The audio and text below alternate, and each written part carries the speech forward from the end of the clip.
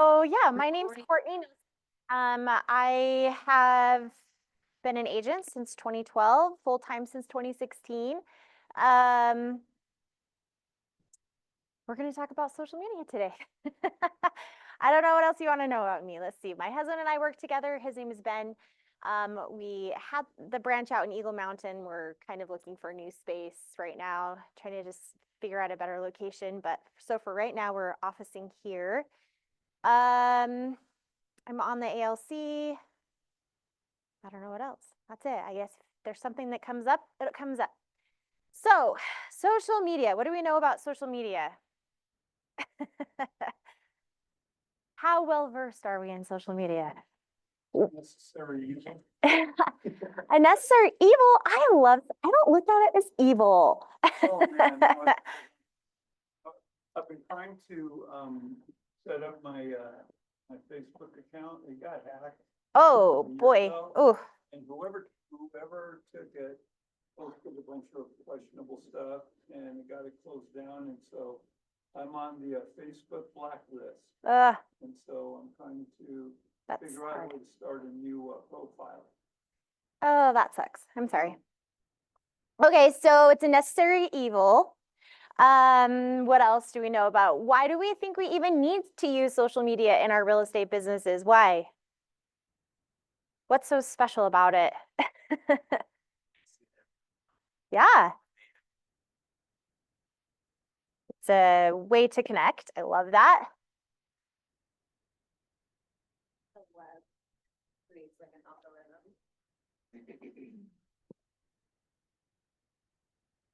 Yes, we can either love or hate the algorithm.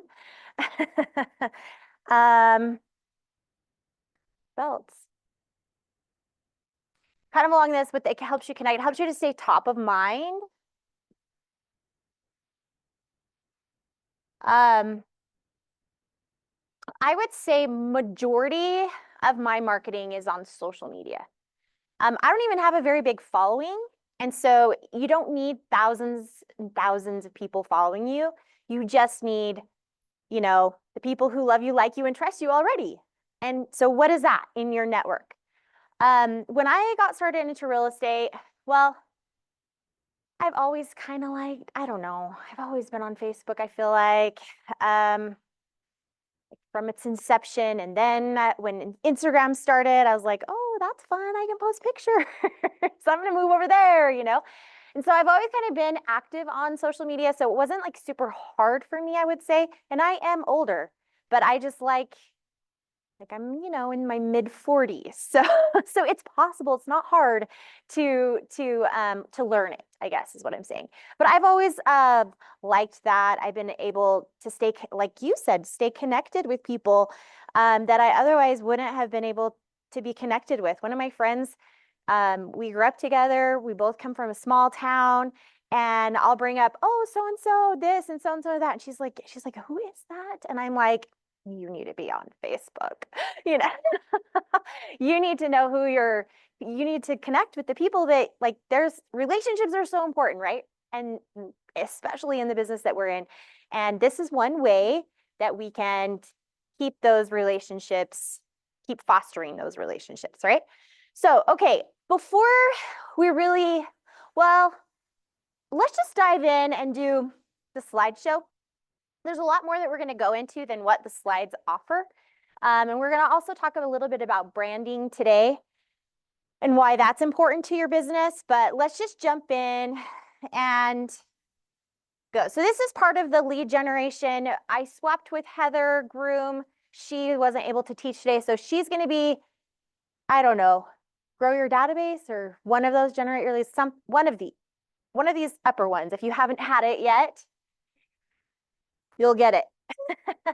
So we're kind of jumping ahead and doing the social media thing first. But I mean, I think that personally, I think social media is one of the most powerful ways to generate leads than any other way. So if you learn anything, learn that. The other most important thing is you got to remember that your database is your business. So that's of all this, boom, boom. My husband and I So he worked for a builder, and he worked for like 4 years for Woodside Homes. And the whole time he was there, I was like, hey, you need to make sure that you're keeping track of all these people that you're selling homes to, so that if you're never with Woodside and we're not in this community anymore, that we can still have a way to contact them. He's like, oh no, it's fine. Like, he was viewing his business as like transactional, because in that, on the builder side, it kind of is transactional, right? We come in, we ask them to build us a home, and we're done. Well, after he left working for a builder and we decided to team up, we were at a family reunion in Florida a few years ago, and we were in one of the classes, and they were talking all about how your database is your business. And it's like the light bulb finally went on for him. And he's like, my database is my business. Why didn't I keep all of those contacts? I'm like, I told you, but it's fine. We worked it out. Okay, so we're going to talk about that. We're going to talk about the 10-5-1 engagement system, posting practices, social media strategies, and hopefully there's some ahas that you learn along the way. I do love Gary Keller, and so I like to read his quotes when we go through these. It takes time to learn something, more time to implement it, and even longer to approach mastery of it. With social media, I know it can seem very daunting, but the most important thing is just consistency. Like, have a plan and be consistent at it. That's one of the advantages or beauties of it, is that, you know, you're talking about lead generation and your audience and people that, you know, look at, follow you and all that. Mm-hmm. Well, with one click, you can broadcast to all of them. Yeah, I love that. Okay, 10-5-1. So it's powerful and free. We love the word free, right? We don't have to sign up and pay money to be on Facebook. We don't have to sign up to pay money to be on Instagram, LinkedIn, TikTok, whatever it is that you want to have as your main social media platform. It's free. Now, are there things that you can do to add on and pay money? Absolutely. But for the most part, it's free, right? It's a way for you to expand your sphere with just your smartphone, and for you to engage with your followers. So how many posts do you like per day? When you go on to any of the platforms that you're on, how many posts do you like? Do you engage at all? Do you comment, like, share? Okay, that's okay. But you're going to change that, okay? The reason why, you talked about algorithm. So the more that you personally engage, the more it tricks the algorithm into thinking that you are active and engaged. And so it's going to like you more. The algorithm's going to like you if you're doing what it wants you to do, right? So if you make a plan every single day, even if you're like, I hate getting on Facebook, well, okay, that's fine. You can hate it. Get on there it's part of your business plan. Get on there for 30 minutes. Go and like 10 posts. Okay. In addition to that, you are going to connect with your market by reaching out with comments. So you're going to do 5 comments on your friend. I mean, this is like your friend's posts, right? You're just going to surf it through, scroll through, and you're going to, whatever pops up and you're like, oh, that's fun. Like. Check it off if you need to. If you're like, I hate this or whatever, just have a little something like this where you can just, you know, check it off as you go. Comment on 5 people's posts, and one share or a direct message. I don't know what the top of that says.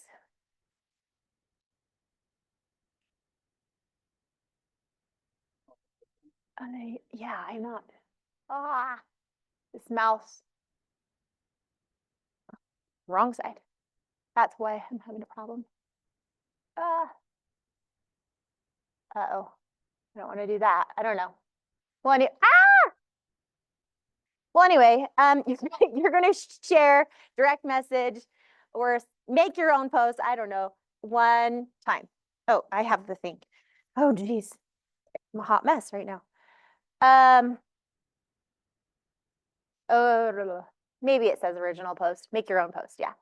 So get people thinking about you. So when you are engaging on other people's posts, then when you make a post, those people will see you. So what I like to do, actually, to be more strategic about this instead of just scrolling, is I always forget the acronym for this, and maybe you know because you've been doing the training with Cameron, but it's basically the alphabet plan thing where it's like, okay, on this week is going to be A through D. And I'm going to go through my contacts, and I'm going to, in my Facebook, I'm going to go through my friends list. And I'm going to start with A. And I'm going to click on their name, and I'm going to go find a post that I can like or comment on. And oftentimes I just do both, like and comment. Oh, this looks like so much fun. Congratulations, happy birthday, whatever. Always happy birthday posts, whatever pop up. I always wish somebody a happy birthday. Try to anyway, at least daily. So I do that in my Facebook friends list. It's a little bit harder to do that on Instagram because, the friends list isn't as organized, I guess, that way. I wish it were, kind of. But in that, there's just a little different things. But Facebook is a great way to really strategize on this. I also like to do another thing that is not social media related, but it is when I'm doing my contacts, like calling people. And honestly, I shouldn't say this, but I don't really love to make calls. Nobody does, right? But what I do is I text people, and I'm really good at that. And I do the same thing. So if I'm doing Facebook, I'll also go through that week is my A through whatever, A through B, A through D, whatever the list is. And I'll go through my contacts, and I will text 10 people a day. I'm not texting them about real estate at all. It's just, hey, how you doing? And I let it go and see where the conversation goes. Oftentimes, the person who I'm texting asks me, how are things going? And then that's a great way for me to respond. Oh, things are good, the market, da, da, da, whatever. But I'm not asking for business. It's just me touching base and being a friend. I think, especially in today's world, we forget how to be friends because everything is so screen, right? And so this is just a way to remind us, hey, be a good friend, be a good person, and start reaching out to people. And again, it's just simply, hi, how are you? I haven't talked to you in a while. And that's like the strategy behind it, making sure to do it kind of in a, alphabetic. So I'm getting through everybody. So I think you have, how many letters are in an alphabet? 26, is that what you said? Yeah. So I think you can do that, like, if you double them up, I think you can do that like 4 times a year, text people. And go through your Facebook too. That way. So this is a great way to strategize about it, help the algorithm start to know you. Oh, wrong way. Oh, geez. What? No. I am going the right way. Okay. Posting practice. Okay. 80-20 posting practice. So 80% of what you post should be personal, and 20% should be business related, especially if this is your personal Facebook account. People don't want to be bombarded with business posts all the time. In fact, they'll mute you. You don't want to be muted at all or unfollowed. They don't have to unfriend you. They can unfollow you, which means you're never going to pop up in their yes.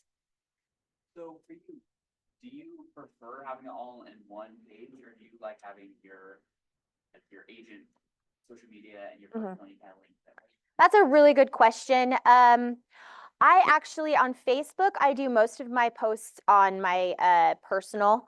However, I do have a business account, and that's mostly for ads, because you have to have like the ad feature. You have to have the business for the ad, but I do link them. So like my personal and business, or you could, on my personal, you'll see like my business link.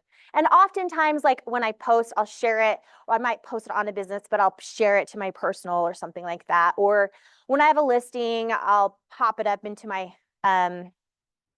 or if I have like a tricky buyer who can't find something or whatever, I'll post in my personal, hey, got this going, who do you know that needs to buy in this area kind of thing. On Instagram, I also have two, but the personal one is private and I really only use that for like scrapbooking, like for my family, things that we do. I take pictures and then post it there for my own. I mean, I have friends who follow me there, but I would say majority of my posting is on, like, I am rarely on my personal page. Like, it's all about my business one on Instagram. So, and on Instagram, that's like, obviously, if that's my business Instagram, it's a little bit different. There's a different strategy behind Instagram in the posting than on Facebook. On Facebook, if it's your personal Facebook, you're going to do 80% personal, 20% business. Yes. So how times on your Facebook page do you actually just post something? I'm not super active on Facebook besides I go on there and I search and I comment and post on people, but I don't really like post a lot on Facebook. My main thing that I do is Instagram. So I will talk about that and what I do on Instagram here in a sec. But and I do use this 80-20 principle on Instagram too, except that my posts are more, there's strategy behind the posting, but my personal stuff, and personal, mind you, does not mean I have to share all of my business.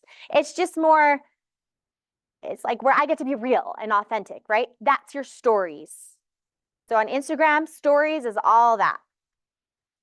Like posting is the other. Yes. It is.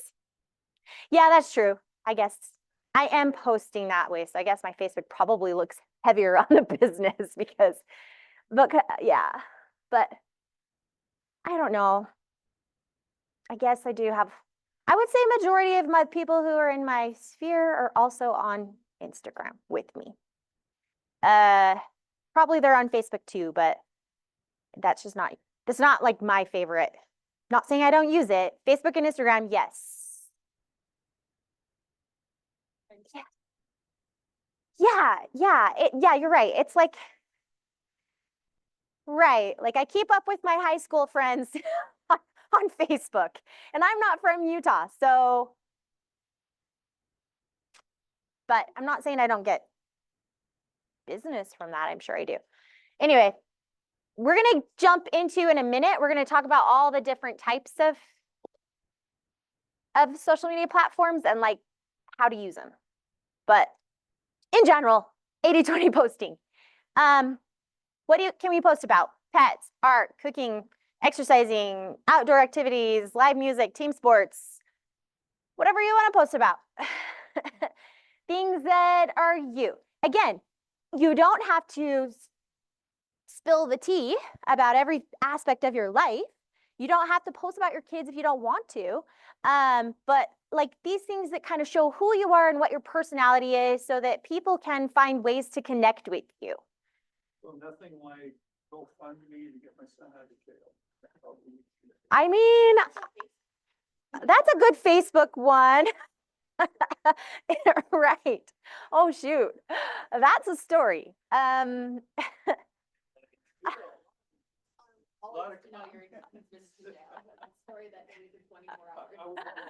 Right. Yes. One that's 24 hours. It's there and it's gone. No, but I guess it shows that you're real. Families, they're not perfect, right? What? Buy a house, like bail my son out. Yeah. Yeah. So the 80% personal stuff. 20%.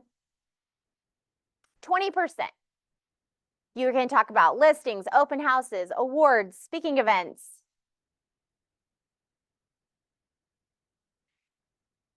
Yeah.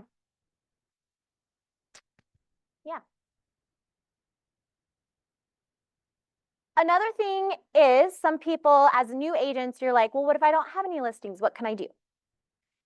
One great thing to do is One, you can help with open houses and you can post those as, hey, I'm doing an open house this weekend. That shows the people in your sphere that you're working, even if it's not your listing, and they see that and they're like, oh, she's or he are, you know, they're busy.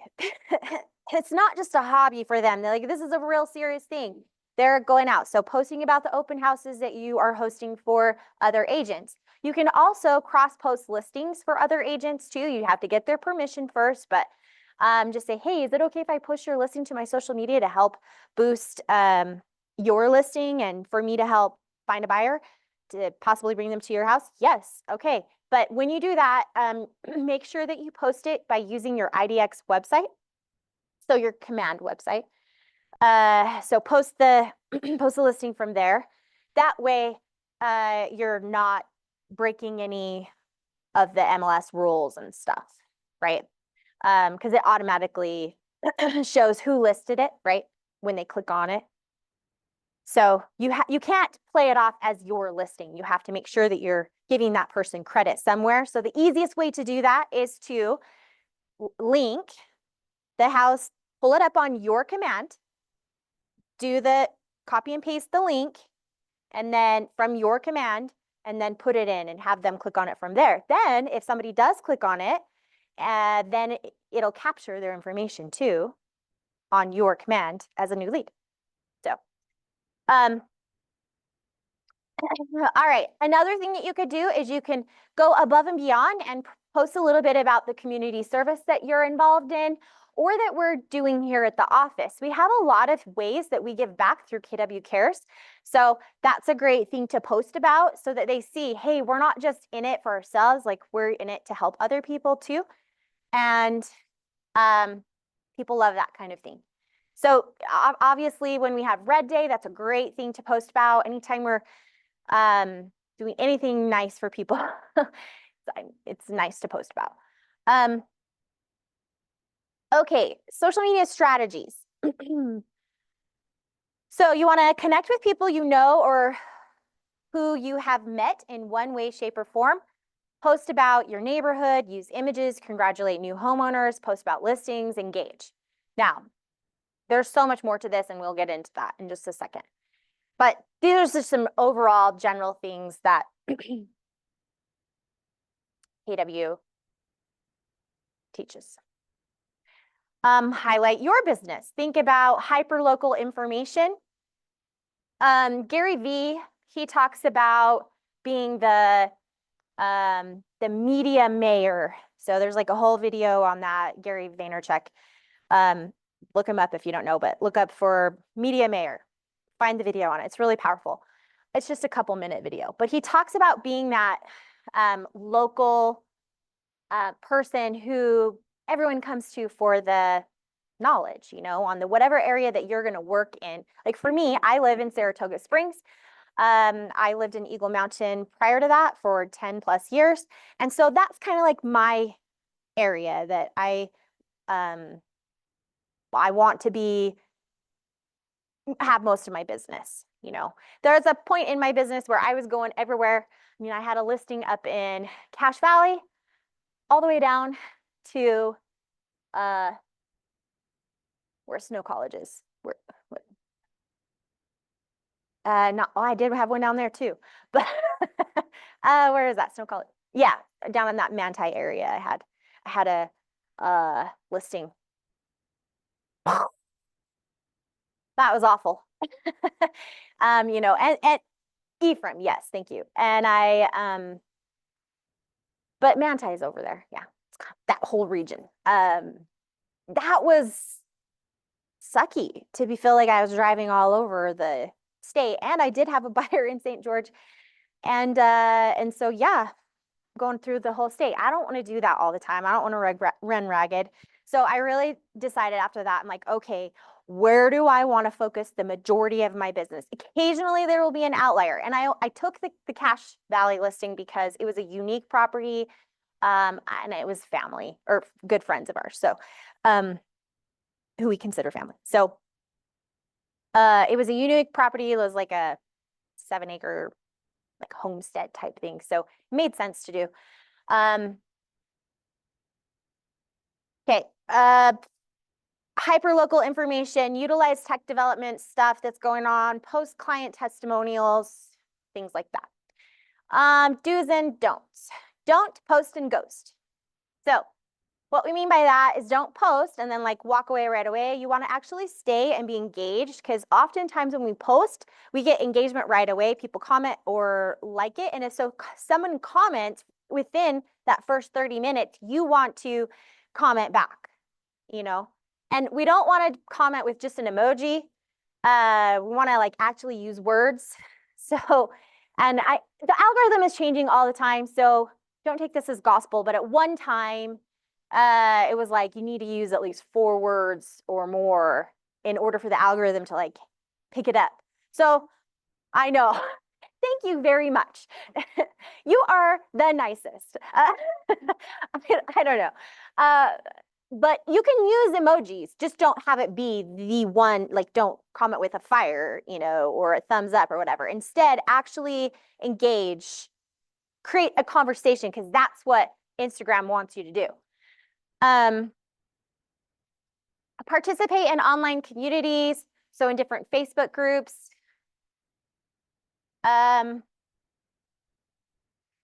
Okay, more strategies, but you want to be authentic. You don't want to be a jack of all trades. You want to embrace video. So reels are huge. TikTok, I don't know what's going on with TikTok. Could be banned any day. So I probably, if it were me starting my journey into social media right now, I probably wouldn't pick TikTok, because I don't know what the future looks like for TikTok right now. So I just focus a lot of my time right there on Instagram, where you can participate in reels and stuff.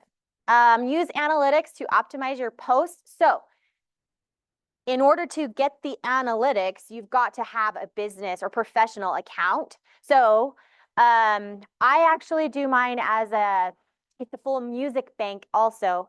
It's like the creative, I think, account. Creative media something. I have to look at the options, but somewhere around that line, like look for the creative one or influencer option, something within that realm. It might not say influencer, but you know, something that means that.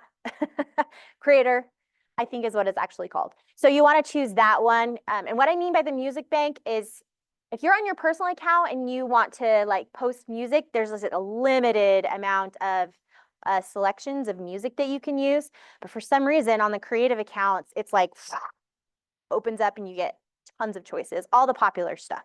And like what main artists, you know, the artists, real, the other people aren't real, but you know what I mean? Like, like, I don't know, Kanye or something is on that list where he wouldn't be on the personal one. Okay, then ask for help if you need it. Okay, so like 10 times, comment at least 5 times, and DM, share, or create your own post at least 1 time a day.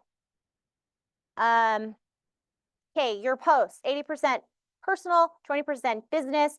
Then above and beyond, you can post about community service options. Highlight your business, don't post and ghost, and try to add value wherever you can. You want to be the media mayor. Any ahas for anyone? Okay. Oh, they're really getting into it here. Has your thinking changed? Do you feel differently?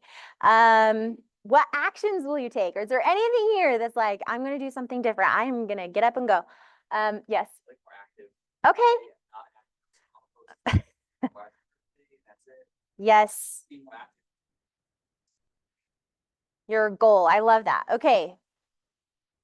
I love that. We're going to talk about how to be strategic about that here in a second. Okay. So that's all of the slides. That's why we're going to go off script.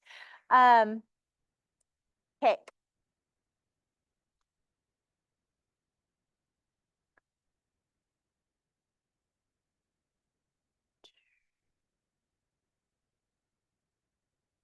Okay. So since we're going off script a little bit, let's talk about, is that buggy with the I don't want the light right on it. We're going to talk about a few different things with social media. First off, your branding. So this is how to be strategic with social media and with everything that you're doing in any type of marketing that you want to do. So Jim Stengel says businesses are now only as strong as their brands, and nothing else offers business leaders so much more potential leverage. So your brand helps people to trust you. Actually, I don't need that. Trust you. It helps people to choose you.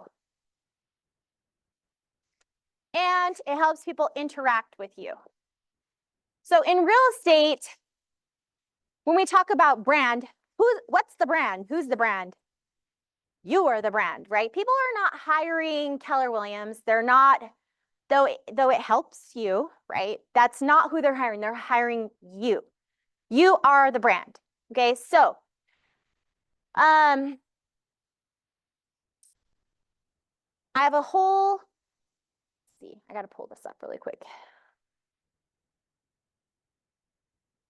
Brand is not just about colors and logos. It's actually like, who are you and what do you represent? What are your core values? When somebody is choosing between you and you, both equally good choices, what is going to make them choose you over him? You know, and it usually comes down to your values, like who you are and what you represent and how people connect with you. There's enough business out there for all of us to be successful. You don't need very many sales in real estate to have a really profitable business, right? And who was I talking to the other day? I was saying, so another agent in this office is a really good friend of mine, Cameron, and we used to live in the same neighborhood.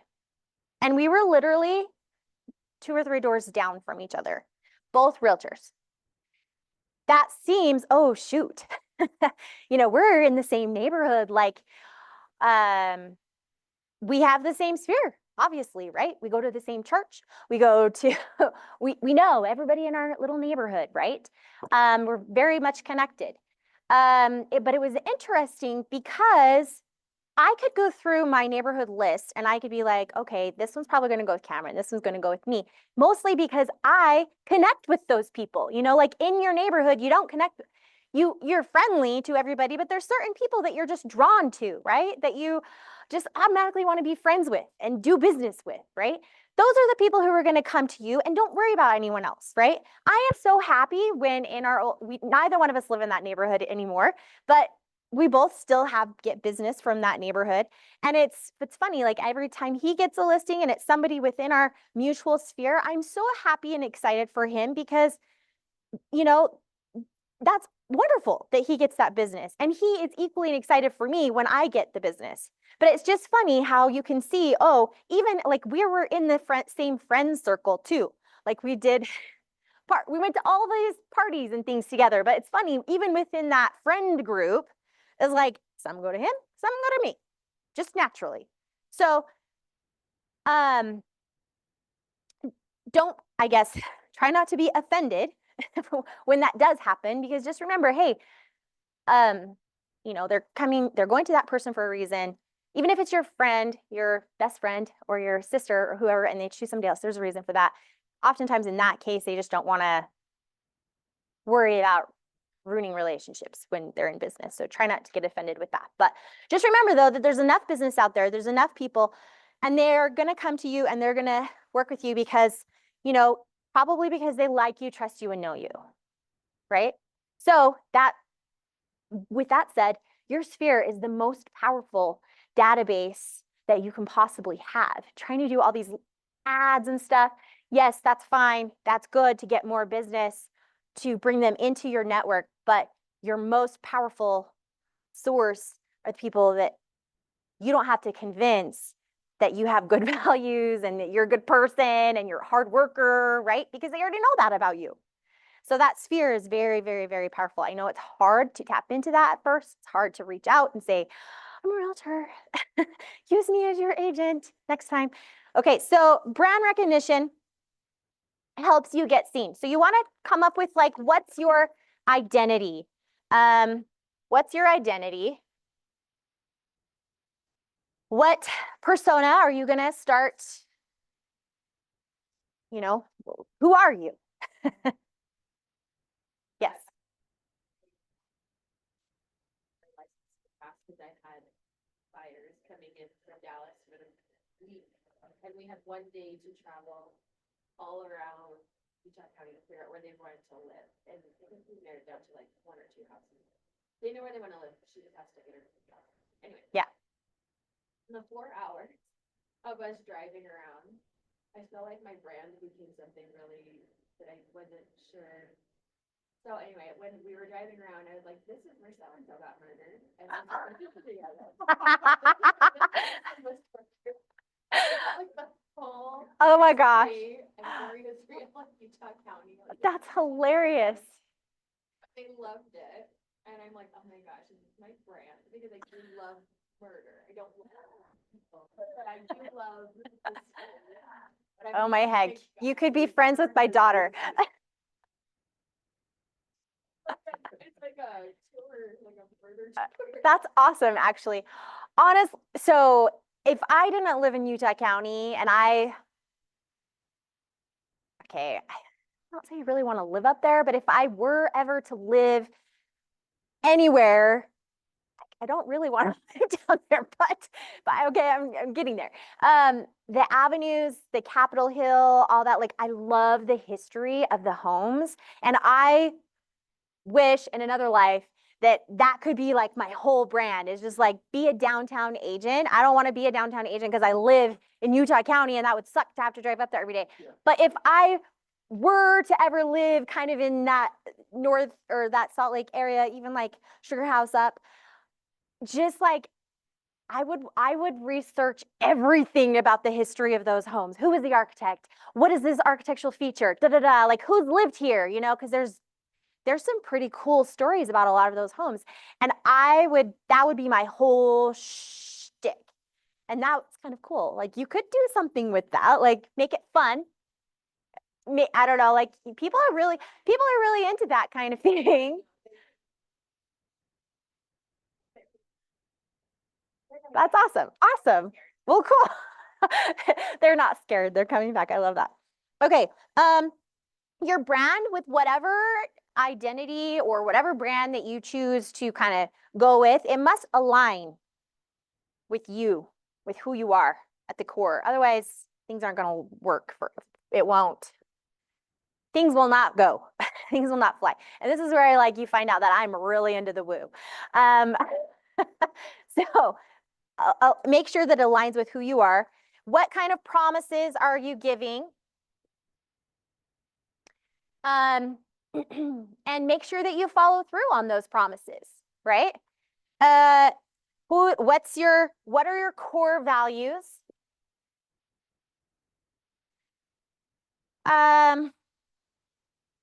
What kind of benefits or value adds do you personally provide? I mean, I don't know how many people know about where everybody was murdered. But that could be a good story, you know, like a fun time going out. Like I'm sure they had a great time. So, you know, kind of having that history. That's why I love the idea of the downtown thing, you know, is like, I don't see any agent doing that downtown. And I'm like, why are people not like, I don't know. I just find that. No, they are. There's lots of homes downtown that are like, Capitol Hill, Avenues, Sugar House. Like there's so much from there up, like 9th and 9th neighborhood. What is that? There's the Maven district, and then there's the Yale and Harvard Yale, that whole Yale Crest, all that. Like there's so many cool houses. I would just go for it. But I don't want to drive there. So okay, what is your voice and how are you portraying who you are? what kind of things do you advocate for? Like, specific, I don't know, partners, media coverage, suppliers, people that you team up with, you know. Somebody, I was on, there's that agent Facebook group, you know, the Utah agents group. And there was an agent that posted, and they were complaining because one of their friends messaged them and said, did you take the pictures of your listing? And there was a picture in the bathroom of a toilet seat up. And this friend was just being a nice friend and saying, hey, in the future, when you take your pictures, like you should probably have the toilet lids down. And this person, this agent got super offended. And she's like, who is this person? And why are they so rude? And la, la, la, la, la. Well, guess what? Every agent commented and was like, well, they're not wrong.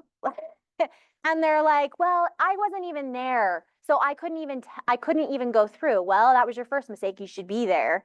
And then it was like, well, then somebody said, well, that's your photographer's job. I was like, no, it is not your photographer's job to go through the house and make sure that it's ready for pictures. That's your job.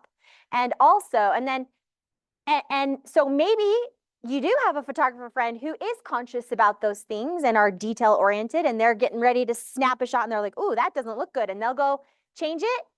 Well, that's the person you want to align with, because you know, like I have had a couple of photographers that I've done business with, and one just goes in and snaps the pictures. Like they're just there to do their job, to snap pictures, and that is their job.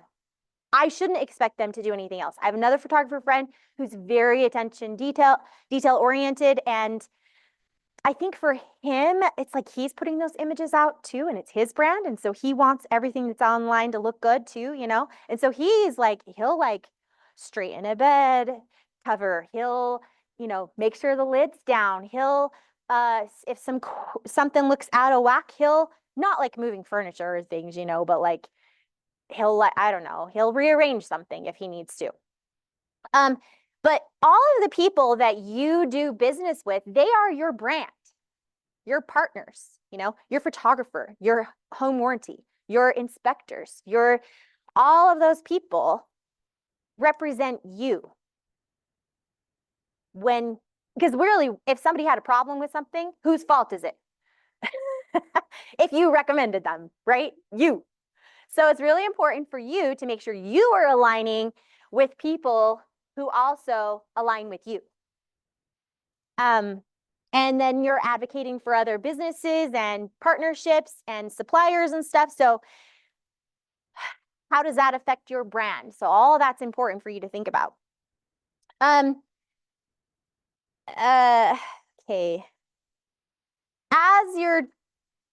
Okay, so now that we've kind of talked about this a little bit, we want to think about when we're posting, back to these social media strategies, I guess, is you want to think about how can I keep my audience highly engaged and happier than anyone else, like to keep them following me versus going and following someone else. How do I keep them happy and engaged? So think about that in what kind of content you want to put out there. What's your competitive edge? So what are some things, like for me, you know, as I feel like a competitive edge that I have is I offer professional cleaning for my clients when I'm doing listings, and I'm talking about like windows, carpets, interiors, along with the professional photos of interiors, exteriors, drones. I also do staging.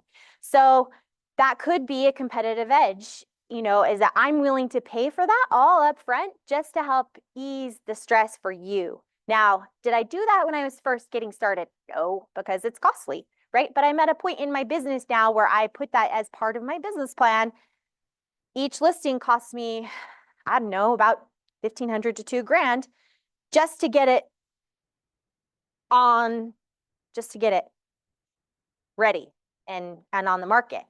Does it have to cost that? No, you know, there's ways to go about that and have other free ways to help your clients. Like here's a cleaning list of all the things that need to be done, or here's, you know, the photo preps list, and here's some staging tips ideas and, you know, help them rearrange things that maybe you're not going to like, you just use the things that they have, right? Or here's some consultants to help you, whatever, right? But for me, a competitive edge is I'm trying to take as much of the, I want them to not have to worry about it. I'm going to worry about it.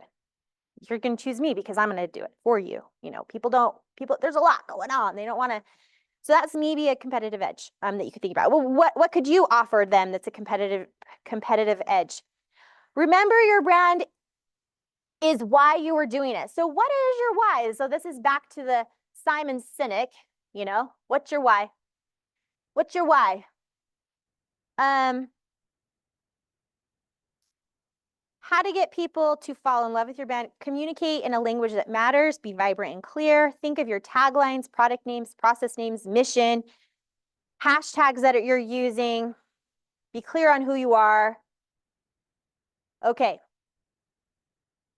Now, let's talk about the next stage. Okay. People like stories, right? So what is your story? You're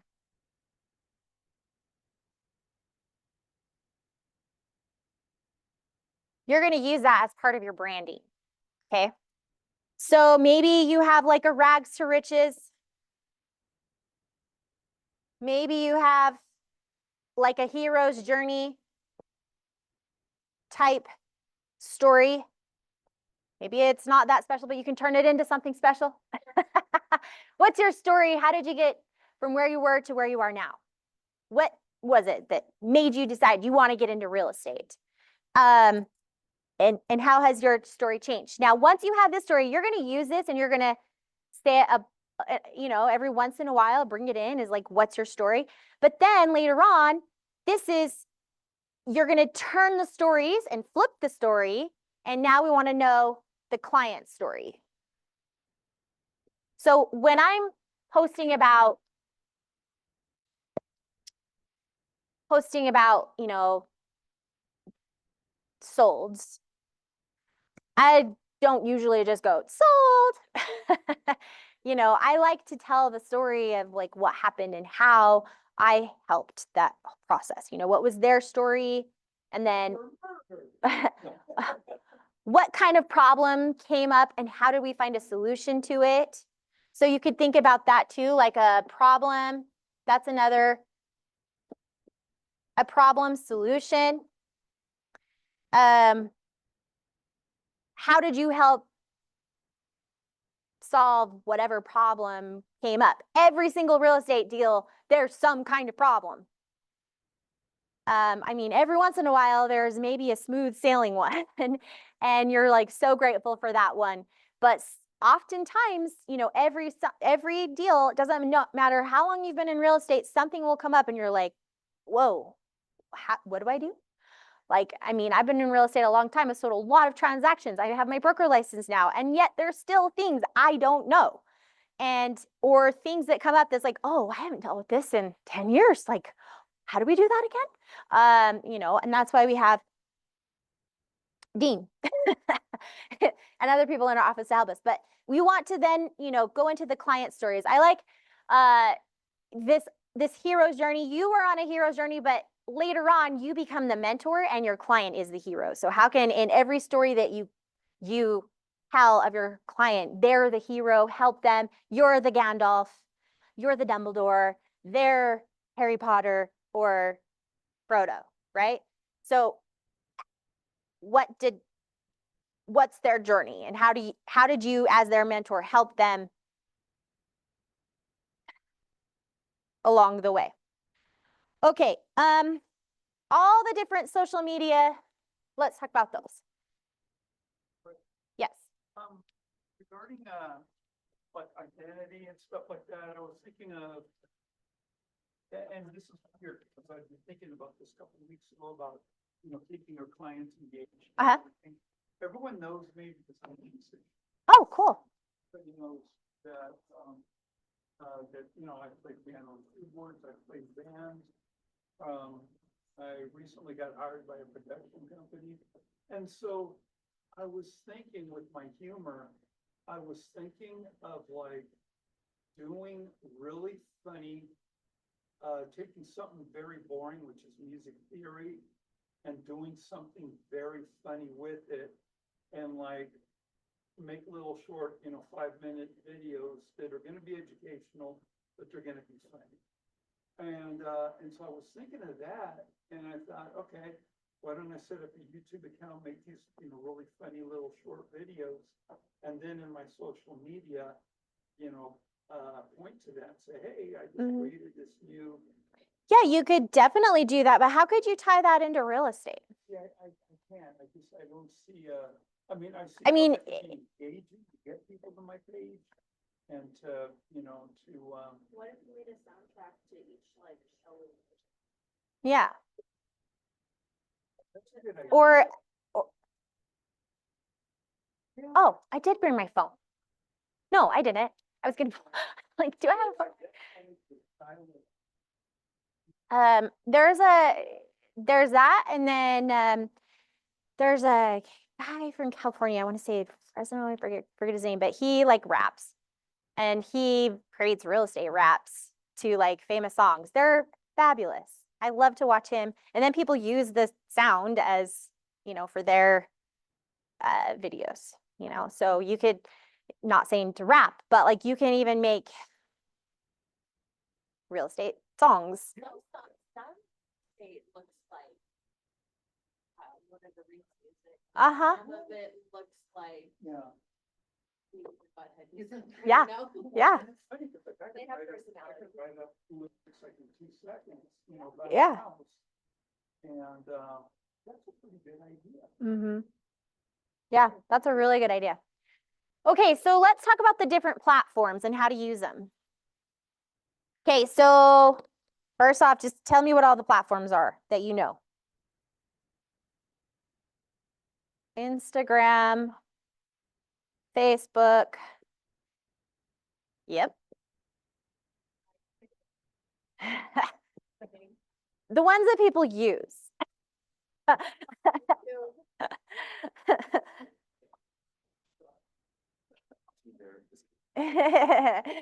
The the dating apps. What? Yes. Uh-huh. Pinterest. Yep. Yep. Yeah. Yes. What else?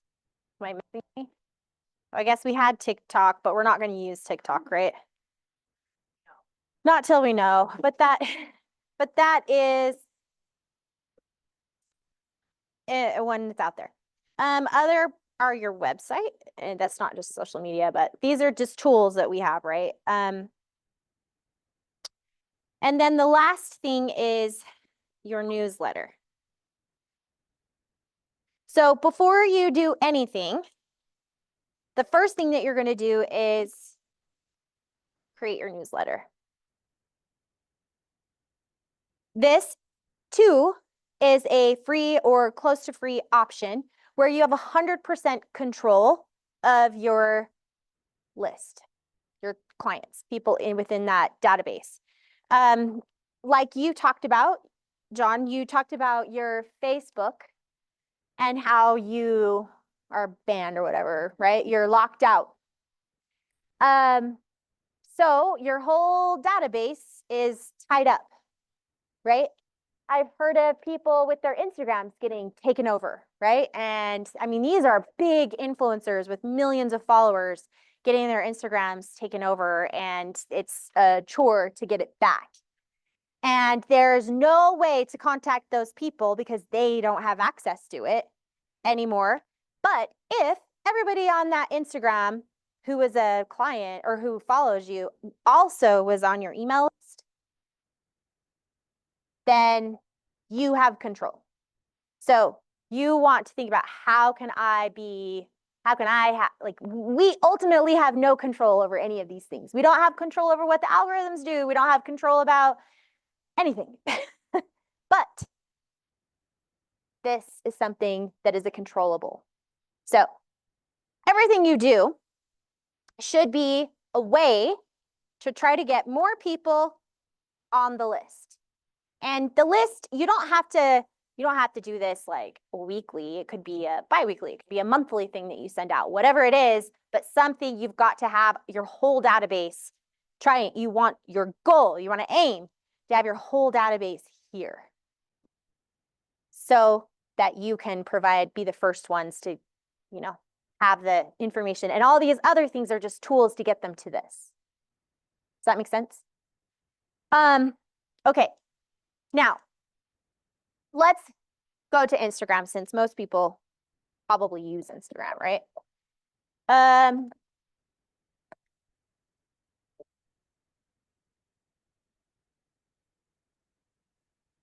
So Instagram, I like to think of, well, okay,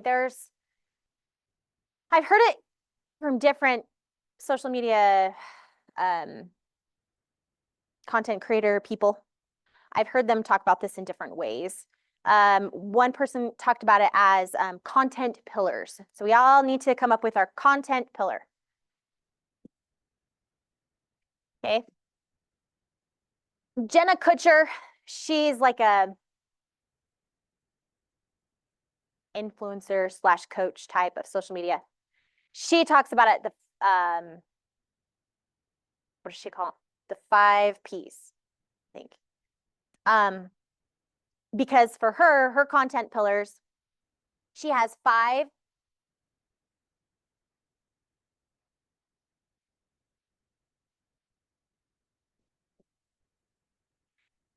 different subjects that she posts about.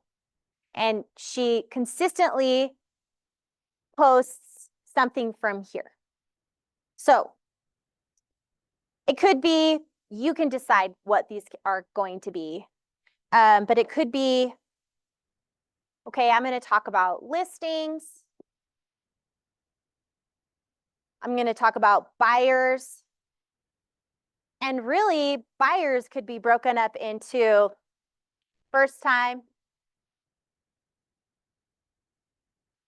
move up, or investor, right?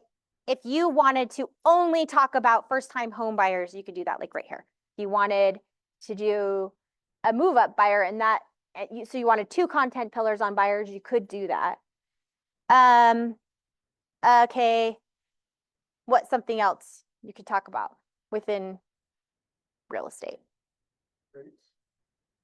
Okay, so you could do the money aspect. So lending, I guess you could have a column for that. Huh? Yeah, I would put that like within whatever content pillar you're going to be doing. You could do something personal.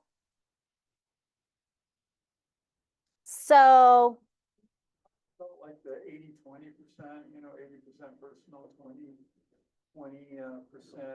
business. So how does it apply here? how does it apply here for content building? So it doesn't really apply here. That goes into your, so this is what so there's 2 parts to Instagram. There's your grid, right? Which is and then there's your stories, right? Up here at the top. This is where you're going to spend most of your time. And this down here is where you're going to post here. Because people spend most time in your stories, not on your board. Right. Like, unless they're aimlessly scrolling. They're not going to see this unless you put it in your story. So, for me, I have a podcast. So I would have one day as a podcast. And then another day, I don't know, you could do like, for me, it would be like something like with coaching or, mentoring. I don't know. If it were me. So this then gives you your plan. Now you know, okay, I could do 1 post a week on something to do with sellers. I could do one post a week, something to do with buyers. I could do one post a week talking about the money aspect or investment tips or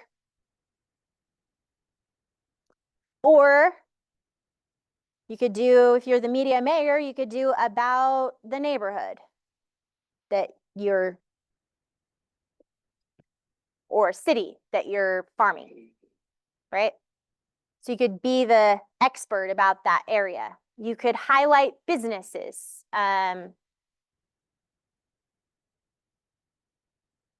You could, I don't know, there's so many things that you could do with this.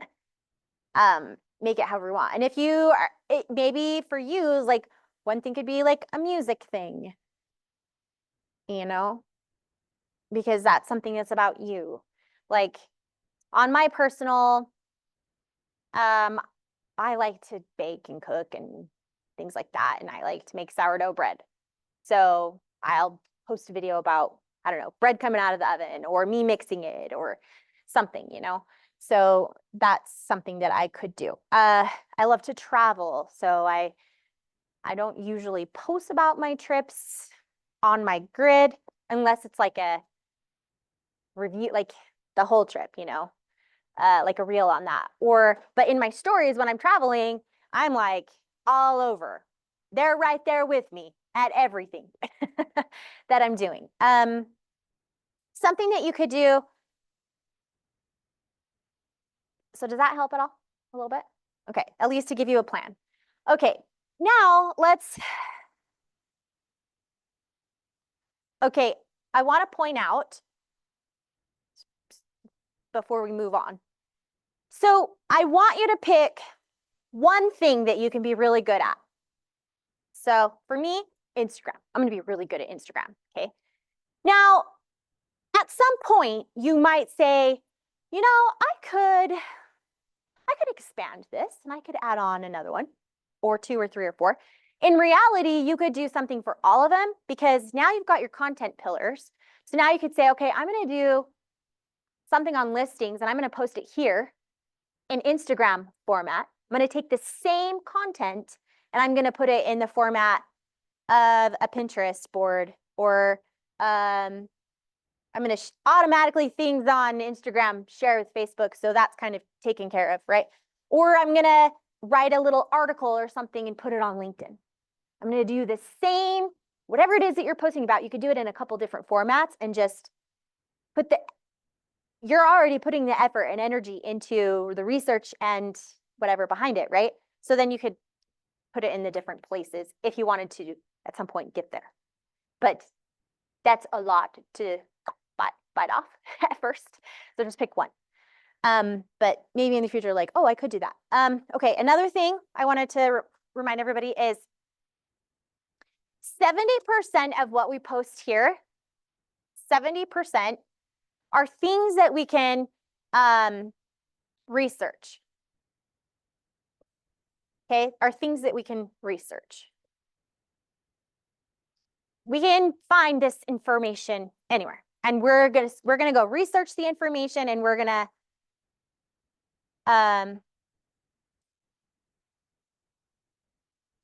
sorry, I gotta find this I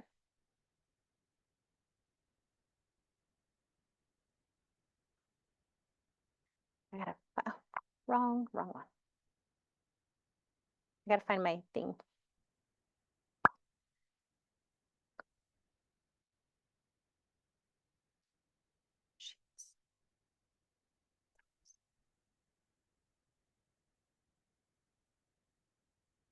Okay. 70% is search-based. You can research it. Searching for other content that's out there that we can put our own spin on. This is pre-planned stuff. Okay, this is pre-planned. Like I can go through and look up anything on and come up with a way to spin it for myself. Okay, 20% of what you post can be trending things. Okay, so trending would be like audios that are trending, What are other like sounds, videos, things like that that are trending, memes. Like I like to do on Fridays, it's like Friday Fun Day, and I like to try to do a meme for that day of something that's trending right now. So like this Friday, I'm gonna do a meme on like the Golden Globes because it was last week, right? Or other things that might be trending, like, and you kind of have to like look up on TikTok what's trending to then move it over to Instagram. But this could be like a fun day where you do trending things. And then 10% of what you post is like whatever you want.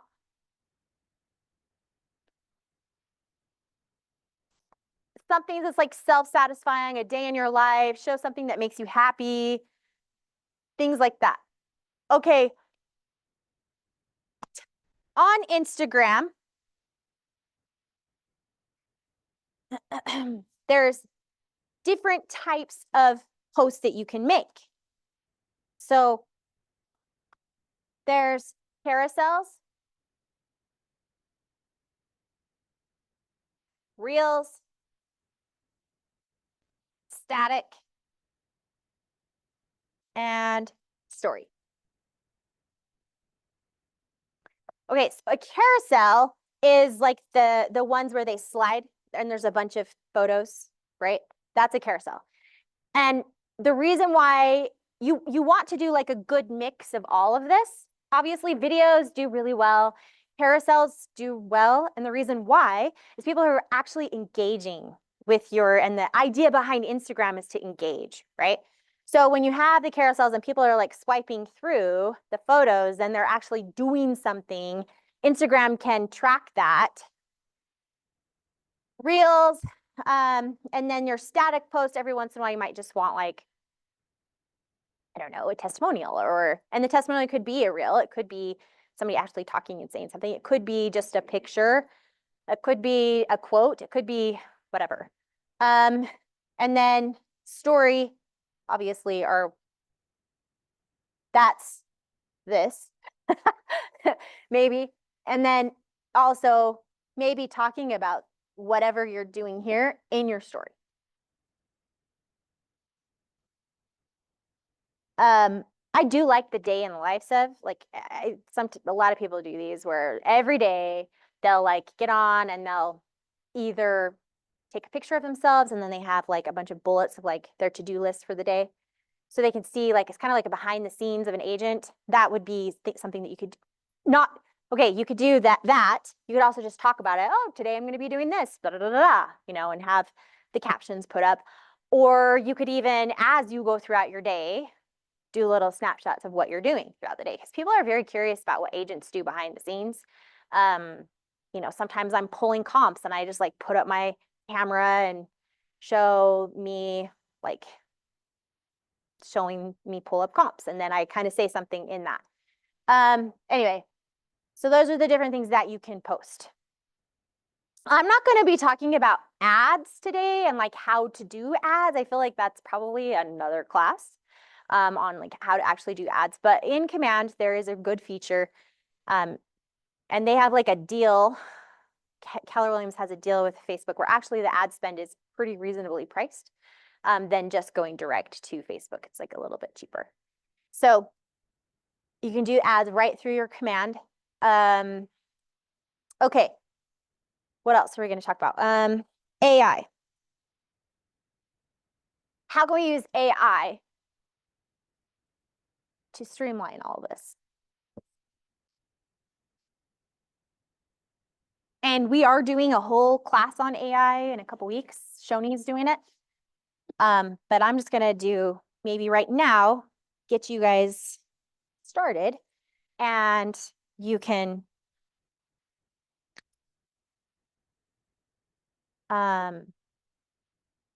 okay, what do we know about AI? It is taking over. It doesn't mean it's going to be taking over humans, I don't think. Like in some ways, some things might be, yes. But it's really just a way to enhance your business. And the agents who jump on this now, and start utilizing it with their business. I've already started utilizing it, and it's like changing my life. But it will change it helps you to be more productive. It helps you to do some of the research, but it's only as good as the input that you put in. So first, there's lots of different platforms for AI. Do you know of any off the top of your head? I think it's actually Gemini. Yeah. So Google is Gemini. Any others that you know of? Chat GPT.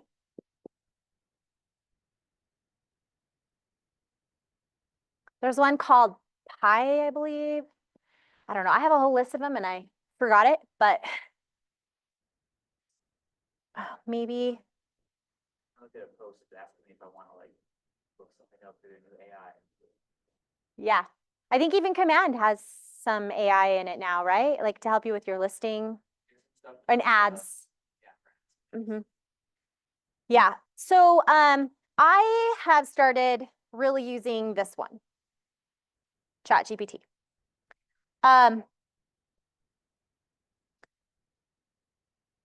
Chat any of the AI tools that you decide I'm going to use, you want to get personal with the AI because you need to get to know the AI needs to get to know you and what you're all about. So I upgrade and I pay it's $20 a month, I think, for the 4.0. There is a free one, but if you do upgrade, there's more, right? It's enhanced. The outputs are a little bit better, I think, than on the free. I had the free for a long time, then I just like, I'm gonna upgrade. So I pay the $20 for it. It's worth it to me. But if you're like, I don't have $20 to do that right now, that's fine. Just go with the free. Okay. But what you want to do is start talking to ChatGPT. I know that sounds awkward and weird, but just start telling it your life story, who you are, how did you get to real estate, what's your why, all these things that we're talking about with our branding. You're gonna start doing that with AI. Before you ask it any questions, you're gonna just start talking to it or typing it, but you can actually do voice message it. Okay, so if you want to type it, here's some things that, first you're going to get chat to know you. Okay, so I use it for a lot of things, not like I use it for marketing. I've used it for legal advice. I've used it for like conflicts, how to write an email, like because this person is being stupid. And of course, I'm not stupid. No, I'm kidding.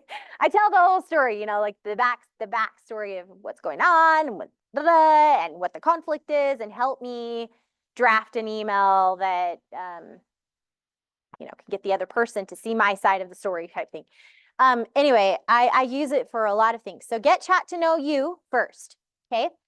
After you've kind of given it your background, and I'm serious, like who you are, where you've been, what you're doing now, what you want to go through, what are your goals, what's your why behind it, what are the things that you believe in, what are your core values, all those kinds of things.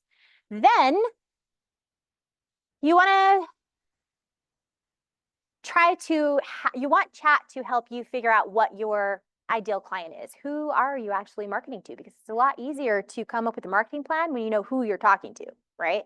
Who's going to be your clientele?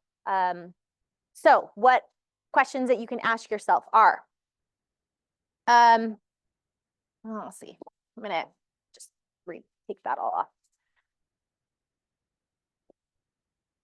Talk to AI first.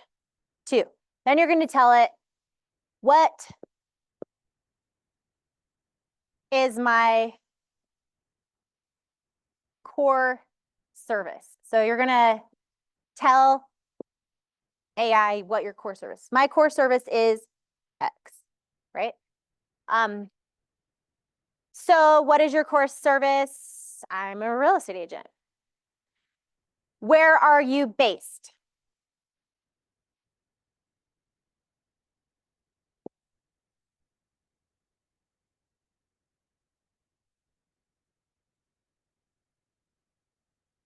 What services do I provide?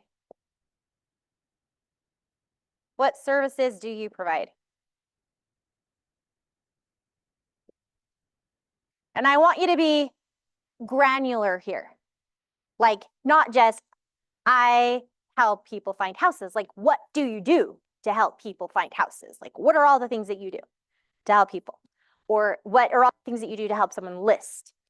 Okay, who is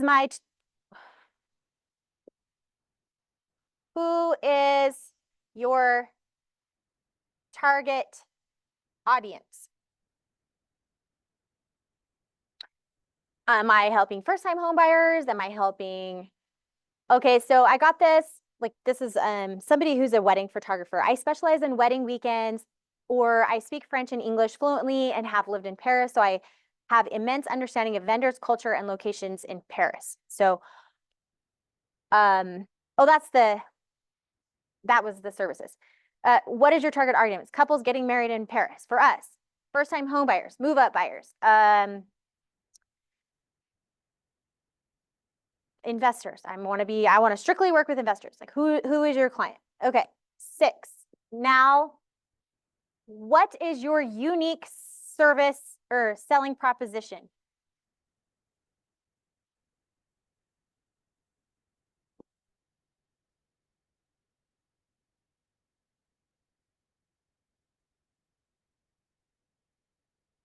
Okay, so what core services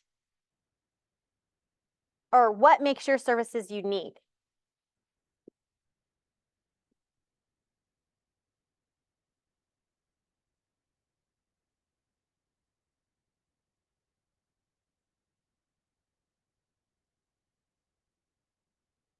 And then what are you anticipating being?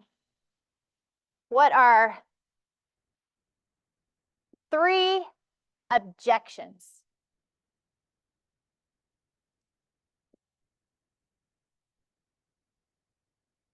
you hear from potential clients?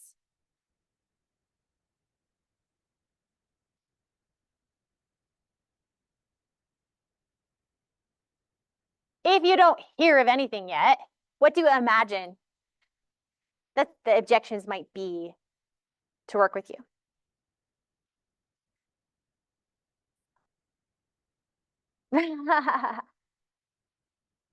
Okay, now you could input each one of these separately, or you can then do a specific prompt where you could say something like, imagine the perfect client, right? For my real estate business based out of Eagle Mountain, Utah, that provides what services? For first-time home buyers. I specialize in all of this. My common objections for potential clients include these. Remember, the more detailed your input is, the more detailed your output will be. And then you say, please describe my ideal customer in detail, considering the following aspects. So you're going to say,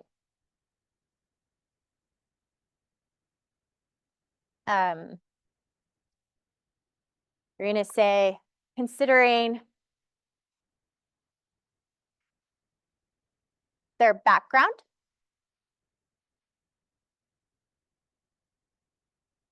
their interests, and you can be more specific on the background, like their personal history, education, work experience, hobbies, activities, passions, goals, what they strive to achieve in their career, challenges or needs, demographics, age, gender, income, marital status, family structure, psychographics. Psychographics are like their values, attitudes, psychological traits. 7, their lifestyle. 8, their desires.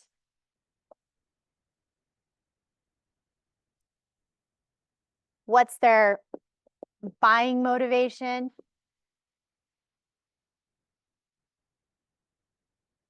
And 10, their fears or false beliefs. Okay, it'll spit out a huge output. So you're going to take all of these questions, right, to create your prompt that includes this in it, right? I'm a real estate agent who works in, or help me picture the ideal client. Let's see, what is it? Imagine the perfect client for my real estate business based out of Eagle Mountain, Utah, that provides what services for what audience. I specialize in blank. Please describe this ideal client considering all of these aspects. Okay, it'll spit it out. Once you have that, then you can start asking for marketing help because now you know who you're marketing to, and now you can come up with a plan for that. So what the next question that I would put is, each of us have offers. Like for all of the offers could be like a listing, right? I want to list your house. That's an offer. I want to help a first-time buyer. That's an offer. Move-up buyer, investor. Referrals. You could do a whole business on trying to create referral partnerships with people all across the United States and be the agent for them here. Or just refer business. Last year, I referred a couple of clients to a couple of different people. One was in Arizona. I totally forgot about it. I didn't even fill out, I should have from the beginning before I even gave him a client. We should have filled out, had an agreement on like what I was going to get paid for that, but I didn't because it's just a friend of mine. Both of them are good friends, the agent and the thing. So I just really wanted my client to be taken care of. I wasn't really looking to get paid on it. It was just like, oh yeah, I do know of an agent in Arizona and he's amazing, right? Well, right after they closed, the agent called me and he's like, hey, I just wanted to let you know that we closed with the so-and-sos and I want to make sure that you're paid. What do you want to get paid? And then we like talked about it and then I hurried up and sent him a referral agreement over, and really that should have been done before, right? I didn't do that with him because I knew him and he's a good friend of mine. So I was like, I don't care if I get paid, you just do it. But it came back to me anyway. And so at Christmas time, I got a check for $5,000 that I wasn't even expecting. It was awesome. Another client, they wanted to buy a house this was an investor client of mine. They wanted to buy a cabin up in, oh my gosh, Highland Park. And I'm not licensed in Idaho, so I called up an agent up there. I did talk about it. Hey, this client, they're interested in this cabin that she was actually listing. And if they decide they want it, what can we do? We sent an agreement. And I think that one I made, it was like $1.5 million thing. So I think I made like 7,500 around there on that one. Just like, it was awesome, right? To get paid. And then my husband and I do a lot of commercial. And so there's a lot of agents in the office who send us commercial clients because they're not experienced in that and they don't really, the commercials it's hard. And it takes a lot to fully understand all of that. So people send us commercial deals, and I mean, we made a pretty good chunk just out of referrals from within the office for commercial deals. So that could be an offer. So then you could say, create an offer tailored for first-time home buyers. This is your next prompt. Create an offer tailored for first-time home buyers that includes the following details: a potential offer name, a description of the offer, 3 main attraction items for the offer, 3 objection items for the offer, 3 scarcity marketing ideas. Boom. It'll give you some ideas. You could even ask AI, let's see, the prompt that I use is, you're a content creator and a marketing expert. We're telling AI this. Help me, or yeah, let's see. Okay. You're a content creation and marketing expert who specializes in crafting strategic marketing plans for realtors.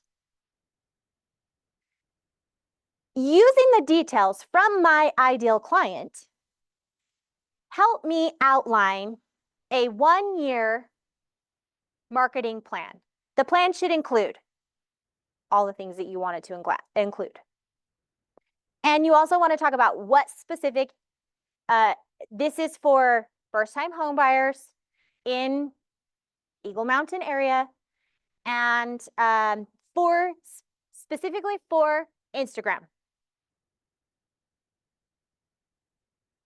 or TikTok or whatever platform you want to use for my newsletter. And then what are the requirements? Here are the requirements for my plan. What do you want from the plan? Well, I want quarterly themes. I want 10 post ideas. I want, let's see, what are some promotional highlights that I could, or promotional highlights, just put promotional highlights. Let's see, let me think. Oh, and calls to actions. Okay, then it will spit out an annual plan for you. Then you can say, okay, now that I have an annual plan, remember you are an expert in marketing, for realtors. This is for my first-time home buyer client in whatever city. And now I want a plan for January. And what do you want in that plan for January? I want so many carousel ideas, so many reel ideas, so many story ideas. I want some an offer for first-time home buyers. I want, anyway, all the things that you want in that, you craft and put in it, and then it will spit it out and get you a whole bunch of ideas that you can, now, not all the ideas are good. So that's why we ask for, oh, and once it spits something out, you can say, I don't really like da-da-da-da-da-da-da. Can you do this? And then it will spit it out. Okay, give me 10 more ideas that are more geared to XYZ. Boom. Then you pick from those ideas and you fill in your calendar of what you're going to do. Literally, that's how I plan my year. You could say, here's some other, for the beginning of, if you want to ask specifically for help with a carousel, a reel, or whatever it is that you're doing, you could say, here's the first line for the prompt. Act as a top creator who creates viral carousels for realtors on the regular, and tell me the recipe. Okay, now that we have the recipe, go create a viral, educational, value-packed carousel for first-time homebuyers in Provo, Utah. With what kind of tone do you want? A friendly, funny, humorous, I don't know, whatever tone you want. And make it relevant to my audience. Boom. And you can do that for anything. A reel, carousel, podcast, Pinterest, newsletter, whatever it is. What's the recipe? I ask it now for everything. What's the recipe? What's the for a viral this, for a viral that, on what platform? and that will help you come up with ideas. But the key to anything that you do, consistency. So if you're like, I cannot post 5 times a week, that sounds like living hell. Don't. Do it 1 time a week. Do it 2 times a week. Whatever it is, do it. The most important part is just having an online presence, and then also being consistent about it and being top of mind to your people. If you're like, I need followers, another way to get followers is, we didn't even talk about hashtags, but we can before we leave. Another way to get followers is on Instagram. You can search by hashtag topics. And so you can search in there, you can say like Utah, Eagle Mountain, or whatever, and then any posts that have hashtags for that thing that you asked for comes up, and then you can start going through it. Like some people will do like 25 a day, where they'll like go through a hashtag specific that they like, say if it's in the city, Provo, Utah. All these people who were posting and tagging Provo, well, you might want them in your database, right? So then you go to their page and you look at theirs and you do what you did on Facebook and you comment, like, or share if it's something you really like. And then follow them. And then they'll follow you back, maybe. Not everybody does, but also to get consistent followers, like if you are or to get people to follow you, one, the calls to action should maybe have follow me or check my bio for more information, or DM me, or whatever the call to action is. I try to have in your post, the bottom there, for more, follow me, and have your Instagram handle linked right there at whatever you are. And then they can just click on that, goes right there, follow. Makes it easy for them. Hashtags. So whatever you post on your carousels, reels, regular static posts, static means it's just an image, right? You do want to have some hashtags, and I think it's easiest to create hashtag banks. So what you'll do for that is, one, you want it to be hyper local as much as possible. And so I don't know, the idea is that you could do like 5 hashtags right now, but I don't know, I do whatever you do.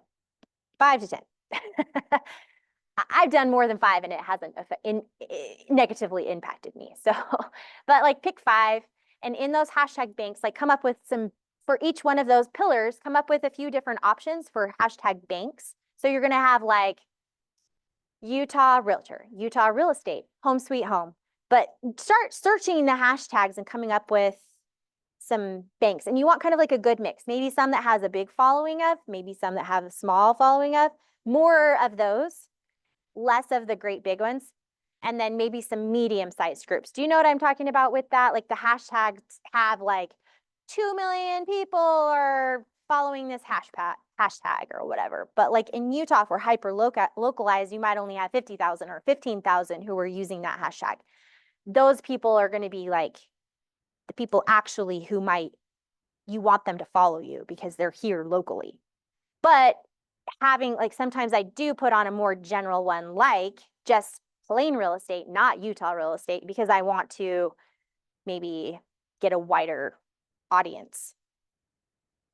So it's good to have a mix, maybe 1 of the wide audience and then 3 of the small audience and like middle audience.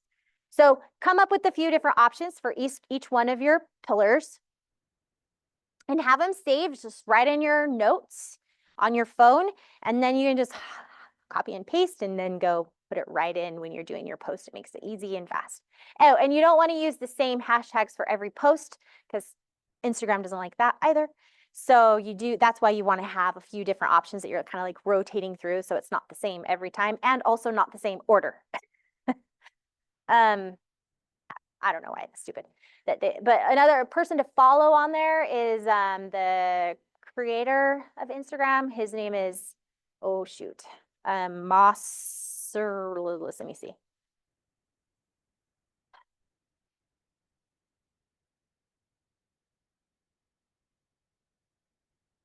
Mosseri.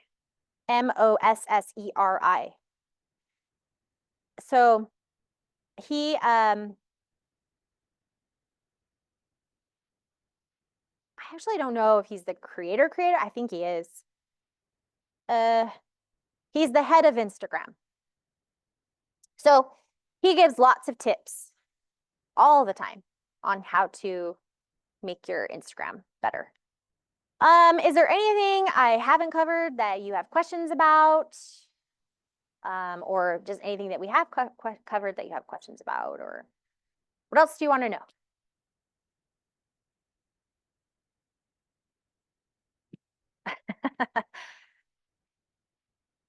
I'm here. It's 11:11. 1111.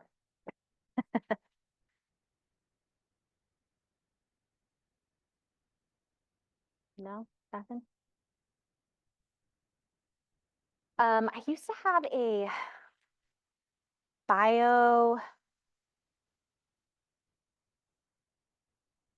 template. I don't know what I did with it. Let me see.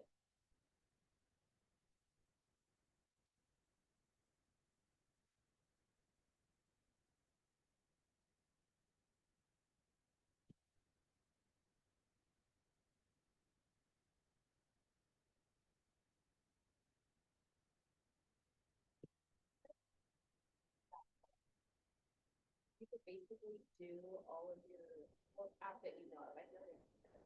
You can do all of your posts basically, plan them the first of the month, and then they like release the month. You don't have to think about it. So we were using, oh, dang it. I do need my phone. We were using, see if I have it on here. It didn't actually post them for me, and there are ones that post for you. They schedule and post, but I think you can schedule and post right on Instagram, actually, and Facebook. And I would recommend doing that over doing it through a third party. Yeah, just because, but yeah, we were paying for an app, or we were just using the free version. I'm trying to see if that's in my notes here. I can't remember what it is, but there was a planning one. But I have found just using a spreadsheet for me is like the easiest. It's just getting on Google Sheets and creating like let me show you.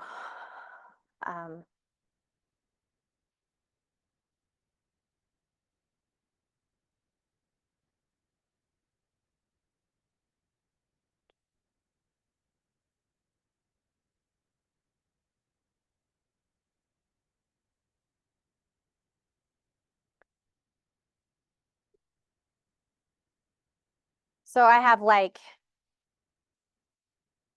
for my quarter planning and preparation, first time home buyers, market trends for 2025, first time buyer tips. And I have, so that's like my month, my quarterly focus, my key content strategies, messaging themes, and then like my monthly calendar.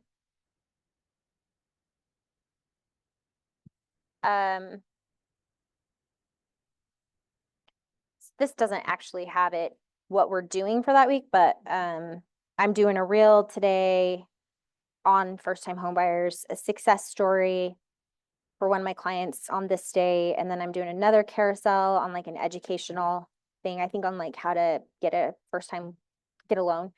And then I have a announcement for when my next season for my podcast is coming out. On that day, it's a reel, and then Friday's going to be like a Golden Globe meme thing. And then Saturday and Sunday, that's when I just kind of do whatever. So like Sundays are the days that I cook and bake, usually, or that I'm doing stuff with family. And so I might post that day, something I'm doing. and this does not include like my listing strategy stuff. So this is like what I do on the daily, but if I have a listing that I'm launching or trying to, keep going with it, then that is posted in addition to that. The limit of what you post, like, do you feel like if it's too much, you're gonna get annoying, or it's like, no, or you just go for it? I just go for it. And actually, the more you post, the more I think you have option, or the easier it is to get more followers. And maybe there's people who get annoyed with, but again, like the post part, like the people who are following me are mostly following me in my stories. I don't know how much they're looking at and so I try not to, in my stories, do tons of business right after there, because people do get bored with that. So but every day is different too, like in weeks too. Some weeks I just don't have the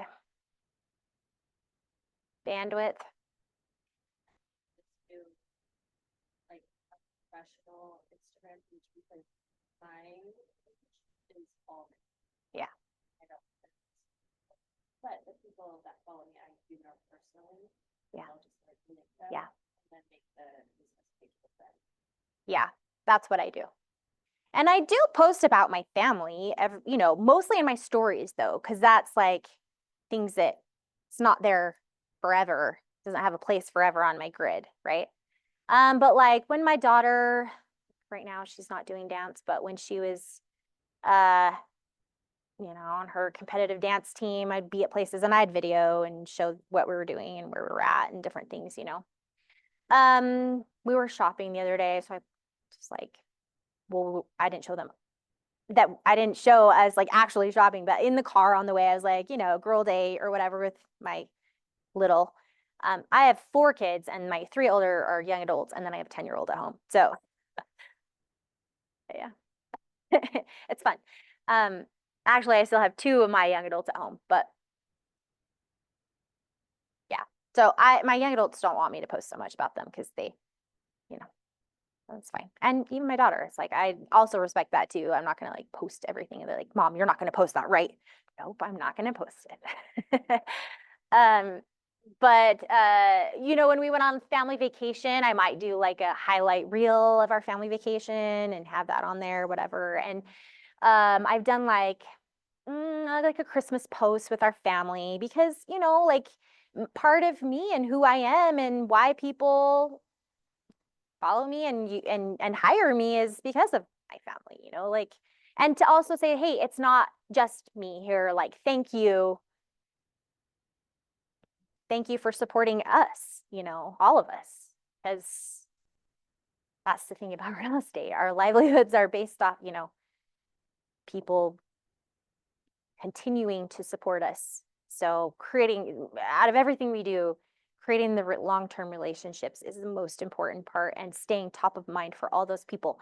And you don't realize what kind of impact you are making. And sometimes I think I'm doing a real crappy job at everything. And then it's like someone I don't know, I feel like I haven't talked to them in probably since they bought a house 5 years ago, and yet they're out of the woodworks. They're coming. They're like, hey, I'm thinking about listing my house. And it's like, oh, awesome.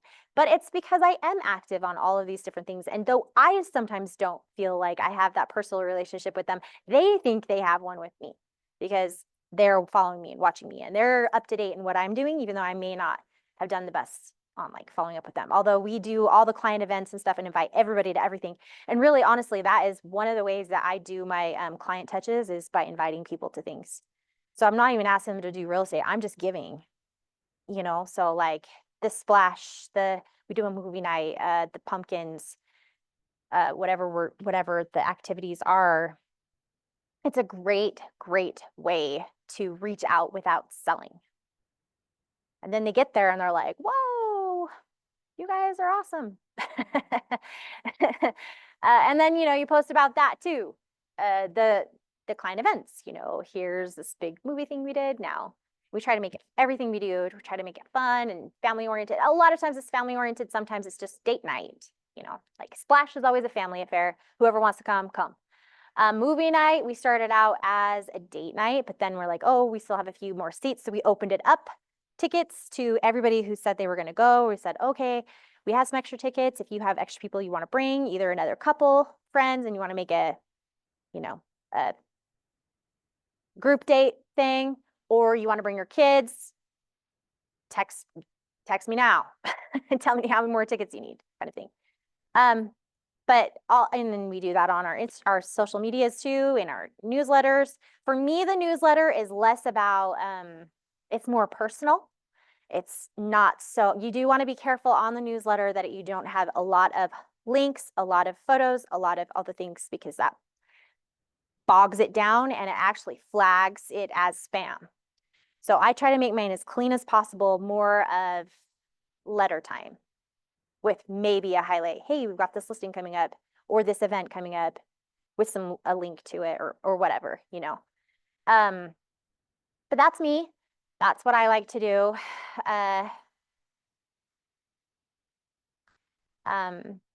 If you're like curious what some of the big teams do, click on something and sign up for their newsletter and see what they're doing, you know, do market research. Yeah, I don't know. Anyway, it's fun. Real estate's fun. And social media can be fun. I love it. I am probably addicted. Not probably, I am. Anyone else have anything you want to add or questions? Okay, well, I'm around. So if you have any other questions at some point and you're like, how do I do this? Just come talk to me. Thanks, guys. Where were you